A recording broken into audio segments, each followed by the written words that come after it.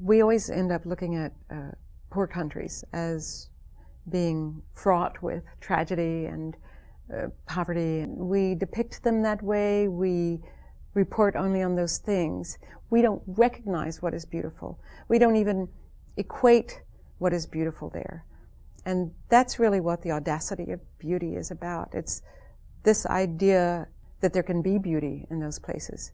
Maybe it's not what we outsiders would recognize as beauty. The people themselves, they live these moments of beauty. Maybe it's an audacious idea to think that beauty can exist in places like that, but in fact it does. And I don't think we have a right, and we certainly don't do anybody service to take that away from them by not seeing it.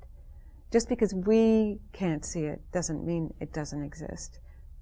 And in Haiti, it exists in ways that we will never ever see and we will never understand, but that's what we have to aim for.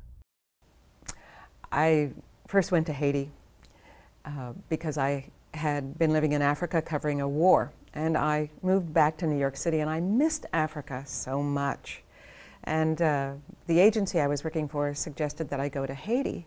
Finally, in 1985, in December, I read a story in the New York Times that there were food riots going on in Haiti, that people were starving because the price of food had really risen a great deal. And so I thought, having been there before and seen Haiti under the rule of the secret police, the Tonton Macoute, I realized that that was pretty special, that people were actually demonstrating and rioting. And there was a great deal of violence, but finally the police and the army pulled back and let people take the food because, of course, the police and the army are from the people. And a few days later, in the middle of the night, Baby Doc and his dragon lady wife and an entourage of people left on a huge transport plane and flew into exile, into France. The word got out that Baby Doc had left, and people started coming out into the streets. Rich people, poor people, dark-skinned people, light-skinned people. Everybody started coming out into the streets, and they were overjoyed, and they felt that they had altogether uprooted this evil dictatorship that had lasted for more than 30 years. So as the time drew nigh for the elections, there were more and more demonstrations, there was more violence, there were burning tire barricades, and about 2 weeks before the elections, there started to be shooting all night long. Election day came, and actually it happened on my birthday in 1987, and the polling stations opened, and gangs of men with clubs and machine guns and machetes attacked the polling stations all over the country. People had lined up even before the sun had come up so that they could vote, because it was the first time in 30 years they were going to vote. And there were so many massacres, so many attacks around the country on polling stations that by 9 a.m. the elections had been canceled. The military, which had sort of taken power actually and ousted the civilians in this temporary government, started organizing new elections. And it became clear pretty quickly that they would put a puppet forward. After that, there was this whole stream of funerals of people who had been slaughtered during the elections. Funeral met funeral at the church door. That's another thing that you have to cover as a journalist, and of course it's the hardest thing, is to photograph funerals. This is what's so remarkable about the Haitian people, is that they understand that you're there to do that. It's not an intrusion, and they want that story to be covered. They want people to know what's going on. And finally, in 1990, onto the stage came this tiny little priest named Father Aristide. And he was a real voice of the people and very, very popular. He went on to run for president. He stopped being a priest, and in 1990 he ran for president. So election day came, in December of 1990. And the next day, by the afternoon, the polls had been counted, and Aristide won. And people again went wild. And so I thought, okay, the most incredible day I've had in Haiti was the day that Duvalier left, and people of all colors, of all classes, came out and they hugged and they danced in the streets, and even the journalists were weeping with the joy of it. But that day that it was announced that Aristide had won was unique, and I don't think I've ever experienced that sort of joy in people, seeing it in people and photographing it in people. It was a remarkable day. It was a singular day in Haitian history. He was inaugurated, and he asked me if I would come and do his official portraits, and I did that, and it was really funny because he is, as I said before, a tiny little thing, and so we had to stand him on reams of paper so that he would be tall enough. And he was in office for about 7 months, and he was overthrown in a coup d'etat, a very violent coup d'etat. So he was sent into exile, and for 3 years he remained in the United States. And finally things got so bad because the military was running the country. I think President Clinton just decided that it was going to be better to return Aristide to power. And so the US Marines went in. They cleaned up the country. They went all over the country. People were thrilled to see them. This was an odd period in Haitian history because the United States had invaded Haiti once before, just around 1915, and they stayed until 1934. And they did a lot of good things. They built roads and schools and hospitals, but they also did a lot of bad things. And so the Haitians were very unhappy, and there was a lot of rebellion against the United States at that period. Well, so here comes the United States again, and it was this, I think Haitians were very divided in terms of wanting the US to come in and get rid of the bad guys, but also this idea that once again an invading force was on their land. But they were going to get their president back, and so they fell in love with the Marines, and the Haitian people would actually gather around the Marines sometimes when they were on patrol to protect them, and they would even hug them and say, "You are our army now." Aristide was returned, and he was returned as a changed man. He wasn't the same. In many ways, he was smarter. He was politically more astute. He lost something, though. So after covering so many news-related events and things that were happening, which of course you have to cover because somebody's sending you there to cover, but it's not as though every moment and every day there's some violent thing going on, and just walking around waiting for the violence, but also looking at how people are living, you start to see other things. And I started to realize that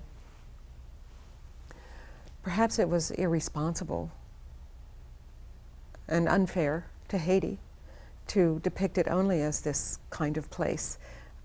It's a conundrum for journalists because you're sent there to photograph those things when there's violence going on.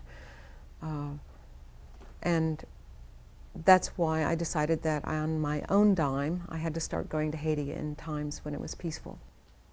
I found the daily life of people in Haiti to be very vibrant. You know, Haiti is cast as this sort of failed state where there's a lot of violence, so much poverty, always painted in this dark picture. But it's in the daily life where you see these moments of beauty and this sort of abstract sense of great pride, and it's those moments that made me fall in love with Haiti. And it is in this daily life, this living on a daily basis, this getting up every morning and doing it again, that you see the real beauty and the resilience of the Haitian people, and this determination not to be overwhelmed or overcome by all the things that are beating them down, and that they have to survive every day. But it's in finding those things and solving those problems on a daily level that you see this great beauty and little moments of joy. And I fell in love with Haiti.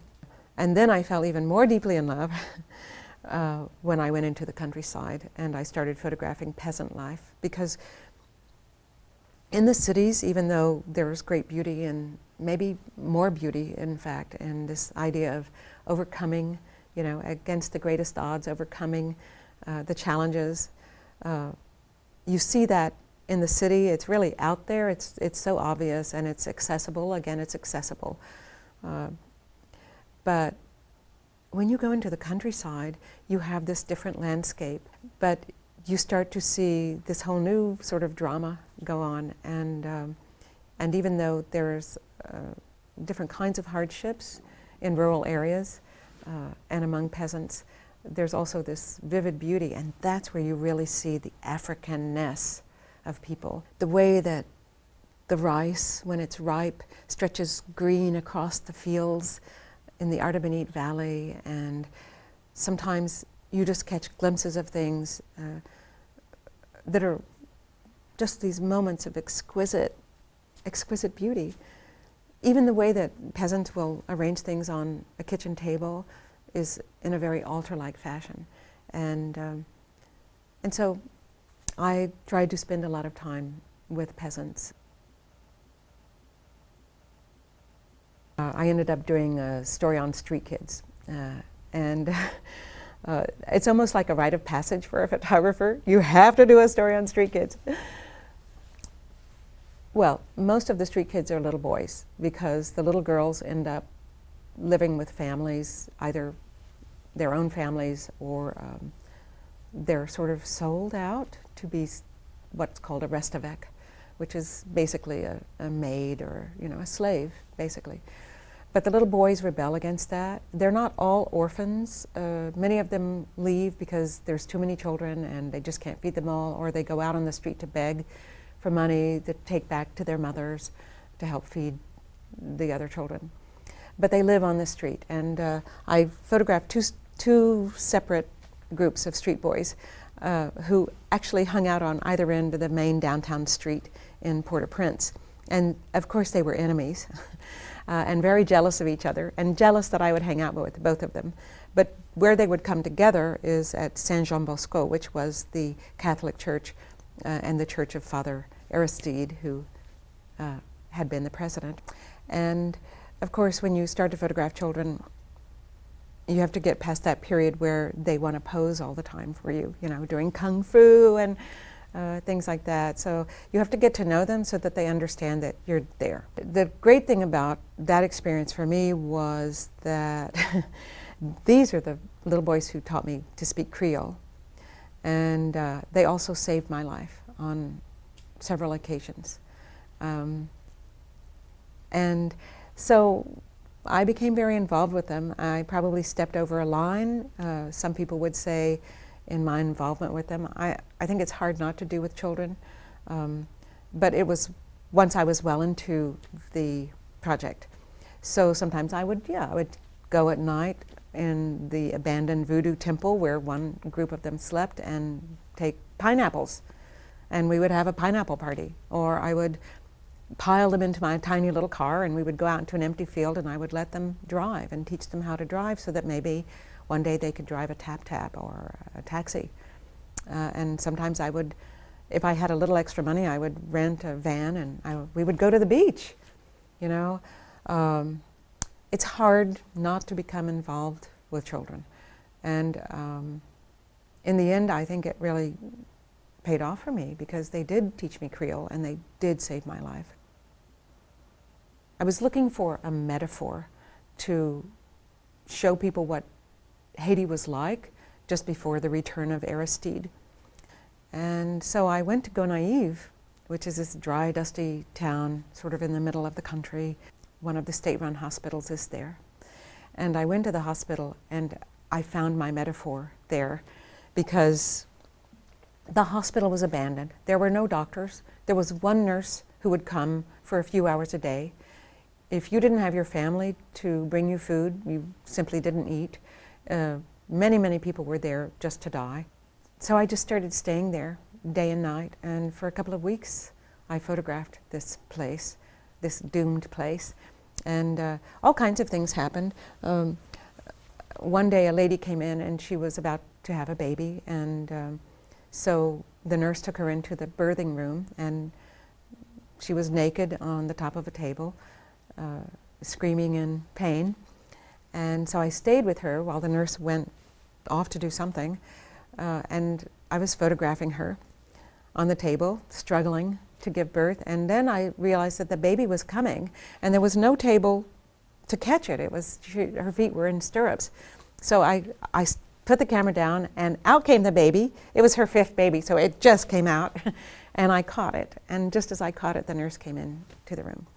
In Haiti, there's this saying that Haiti is 85% Catholic and 100% voodoo. And even if you're not a practitioner or you don't worship the voodoo spirits, people really respect voodoo, and they're fearful of it sometimes because there are some darker aspects to it. Some of the voodoo pilgrimages are very African in nature. There's a big mud hole where people swim around, and sacrifices are made alongside, sacrifices of animals, and people throw money and food and liquor, and they swim around in this big mud hole and become possessed by a spirit, and that seems very African. And then there's this waterfall where people go, and that's where Erzuli, the goddess of love, is said to live, and the Holy Virgin has been sighted there, and there people cleanse themselves and they sort of start anew, and there's a lot of candle lighting and changing of clothes and powder and perfume, and that sort of very beautiful manifestation that's part of worshiping Erzuli. What was very important about voodoo in Haiti is this, that when the slaves were planning the revolution, the French had taken everything from these slaves, except for voodoo. They allowed them to continue to practice, even though they were forcing them to become Catholics, because they figured that if we can keep those natives happy, by letting them practice voodoo. And so people would communicate from one plantation to the other by way of drumming. And now in voodoo ceremonies, the drumming is also very important because it's the drummers who call the spirits from their world into ours. And without the drummers, you simply don't have a ceremony. On January 12th, 2010, an earthquake struck Haiti just before dusk. Over 350,000 people were killed in one fell swoop. The epicenter was just a little south of Port-au-Prince. Haitians recounted the story to me that they thought that it was the end of the world. There was screaming and crying, and people were trying to dig people out. Mothers were running to the schools to see if their children were still alive, and it was hectic. And you could imagine that it was the end of the world, actually, because it was certainly the end of Haiti as everybody knew it, including me. There was television, photographers, reporters. Many of them had never been to Haiti before. For me, it was so tough because I fell into a state of shock because I was so close to Haiti, and the Haiti that I knew was gone. Suddenly there were all of these people living out on the street, and children, and people dying, and people with lots of wounds. And I was astonished at how remarkable people were to each other in helping each other, and also at how quickly they assumed life again. Tent cities sprung up overnight. People would take sheets or bedspreads, anything that they could find. A community developed almost overnight, and one of the biggest tent camps was out by the airport. And another one sprung up across the street from the National Palace, which was smashed like a tired wedding cake. There was life pretty quickly. It was not out of choice that they chose to be there, but they had no choice but to continue. Immediately, aid was coming. Every 5 minutes, there was some cargo plane landing and then taking off to refill with more supplies and come back. But because of a fear of insecurity, none of that left the airport for literally 2 weeks. People were waiting. They saw all of these planes flying in. They were waiting for the rescue teams. They were digging people out with their bare hands. So that was very frustrating because so much more could have been done very quickly. It was very interesting what collapsed, and the Haitians talked a lot about it. The Ministry of Justice, the Ministry of Taxation, the police headquarters. All of these places which actually represented in their minds corruption had collapsed. And the one thing that stood was the Ministry of Culture. And I suppose that I was thinking a great deal about how that culture would be affected. I have great hope for Haiti. And that's what the Audacity of Beauty is about, is hope. And the ability of a people to describe themselves.